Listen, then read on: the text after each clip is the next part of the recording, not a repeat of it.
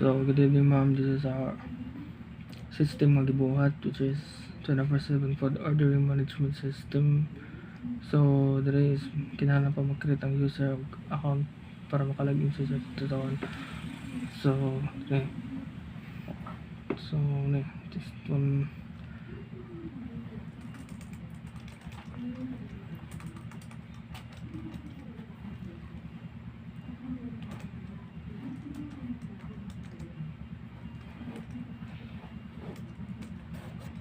So, email is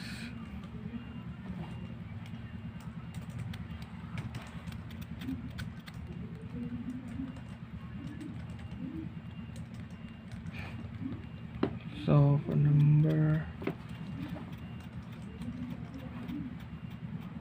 password is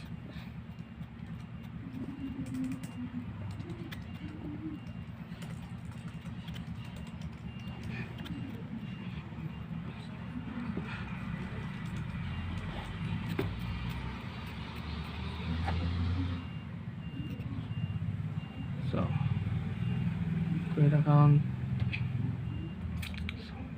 So naka-8 na din back to login. So this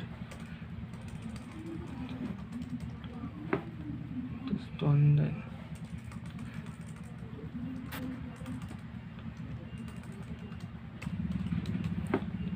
so, na punta na sa home. So here, so food menu.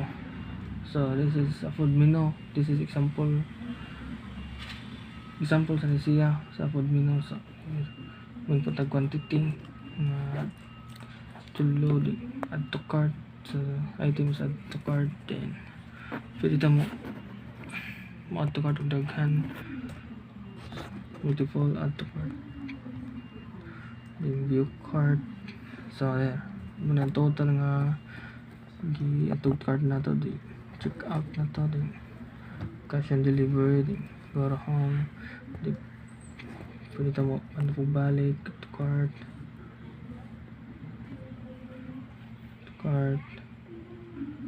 so may view cart, check out, then pwede credit card or debit card.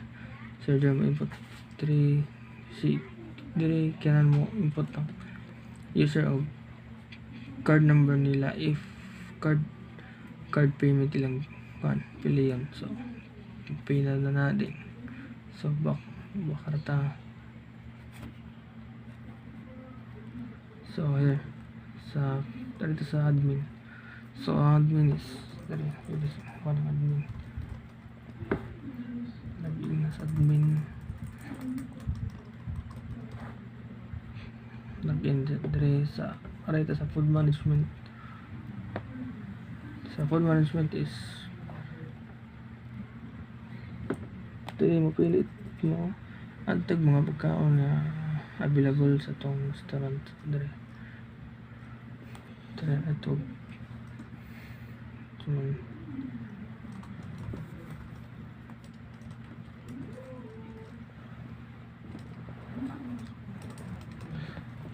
okay, then price is 105. So choose file para upload.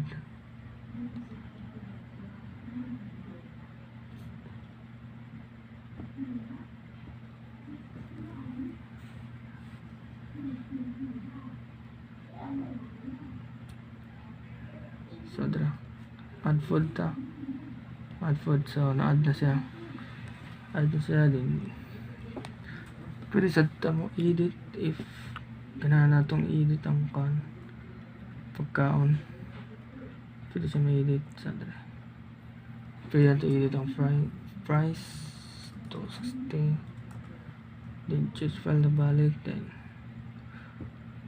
punta na ito itong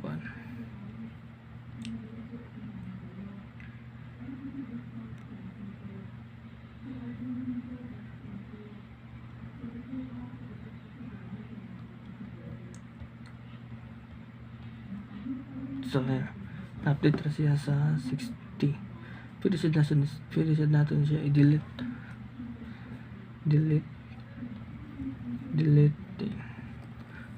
sa admin. Pwede na to sila i-delete if di na sila available sa top account. So ibalik ta sa dashboard. So user management, dili makita ang kuan mga ni login mga users nga login. So there. So pwede log out ta. Siyempre sila sa order management. Makita ang mga order. Log out.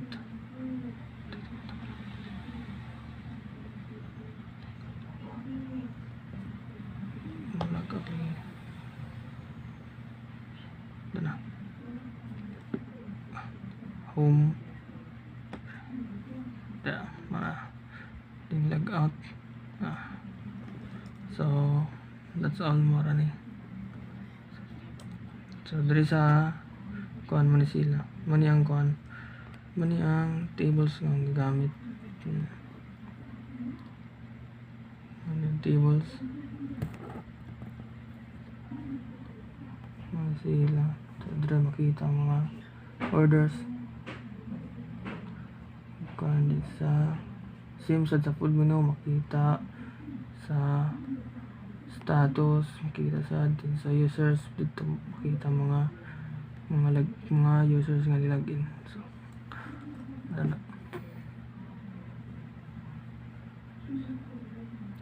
that's all and thank you.